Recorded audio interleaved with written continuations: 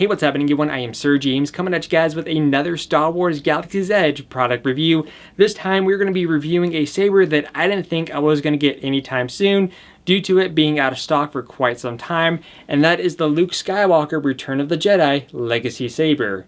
In fact, you guys might have questions right now, which is, how did I get this and did I support eBay scalpers? First off, I didn't support any eBay scalpers. Secondly, it was reported as of yesterday, which would be Monday by the time this video goes up, that the item was indeed back in stock. And well, here's confirmation right here in my hands, plus other sources too. So someone, one of my followers by the name Seth, was actually there in the land, and he was kind enough to pick this up for me, which of course I did indeed pay him back with a little bit of extra. So Seth, if you're watching this video, thank you so much. I truly appreciate it. And if we hook up again on Saturday, I'll be more than happy to buy you some blue milk or green milk, whichever you prefer. So anyways, going to further in this review, this item is going to retail for the price tag of $130. And where can you find it? Well, if in stock, you'll be able to find this item over at Doc Ondar's, which is right next to Sabi's workshop and right across the way from the Millennium Falcon. What you're going to be getting is, of course, you're going to be getting this package that it will be coming in. You'll also get, of course, the themed Legacy Saber for Luke Skywalker based on Return of the Jedi. And on the bottom of the packaging, you will also get an adapter because by default with the attachment on, it will not support a blade, which is why they tossed in the adapter. So let's go ahead and open this up. There's a nice presentation once you open it. So let me go ahead and I'm going to take the saber and just put it off to the side momentarily. So that way we can go ahead and remove the packaging. Then we're going to go ahead and move this plastic tab here. And then on the bottom is your adapter. So let's go ahead and put the box off to the side. Now this is the adapter that will be in the bottom of the packaging. As you can see here, this has a much fatter ring around it, and this is to be able to support a blade if you wanted to use it. However, my opinion that this is going to be best either put on a display stand or if you're just going to have it on your belts. And of course, here is what the saber looks like out of the packaging. As you can see, it's got the nice thin emitter, which is why by default this will not support a blade.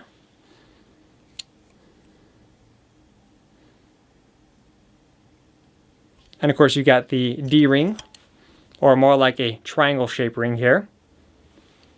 And I'm also noticing that over here is the on and off switch, this little black switch. And I don't know if these light up or not, but there is a kind of like a see-through red and green little arrows here. So if they light up, cool. If not, I mean, I guess no big deal. So anyways, I will say so far, let me go ahead and stick this emitter in my pocket, is that out of all the legacy themed characters from that I reviewed and have got the chance to hold so far, this is by far the lightest one for sure. In fact, when you have this on your lightsaber belt clip, typically with any of the other character sabers or the one from Sabi's workshop, you could feel that extra weight tugging on that corner. But when you have this one on your lightsaber belt clip, you hardly notice it was there. That's how light it is. I mean, there is some slight weight to it, but it is indeed the lightest one thus far.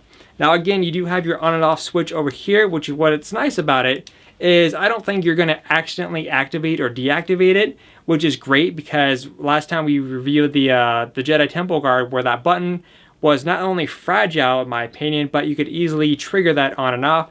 But here, because it's in the corner and as you're flinging this around, the chances of you accidentally deactivating it, less likely. And especially because you have this piece right here. Now the next thing is, well, actually there's really nothing else to say about it. Of course the bottom here will unscrew, which will be utilizing 3 AAA batteries. And let's go ahead and utilize the blade and show you guys how that works. So this top part, ow, squeaky. Hopefully that doesn't pick too well on the camera. So as you can see, this comes off, thus revealing your 2 pieces. Then all you're going to do is just, you're going to take the big adapter and put this on.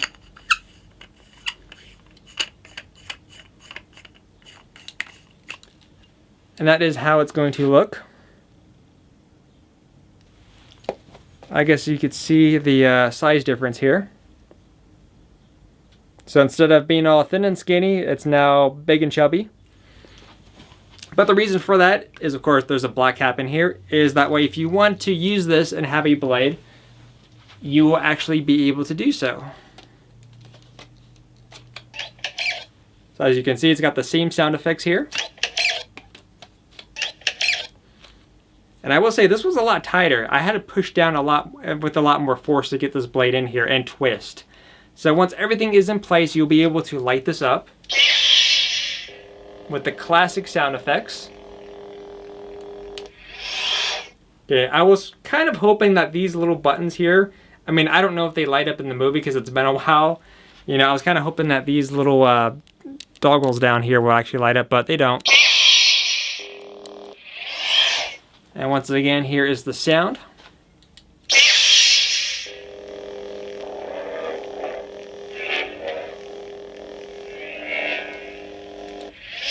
Okay, something I am noticing though for sure is that when it comes to the Legacy Sabers, you know, some of them don't quite go with the sounds all too well. Kind of depends on it really, but for this one being light, I mean, I don't know if that's a factor here, but it seems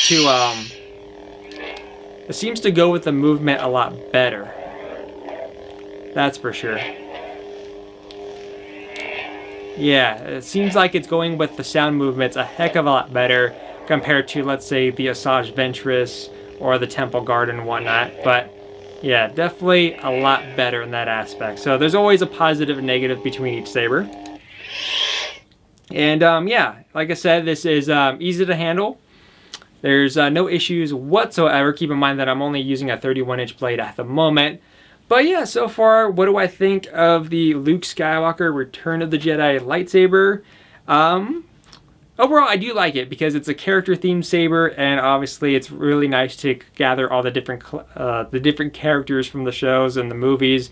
But like I said, the biggest takeaway for some people will be the fact that in order to use the blade, you have to use the chubby emitter.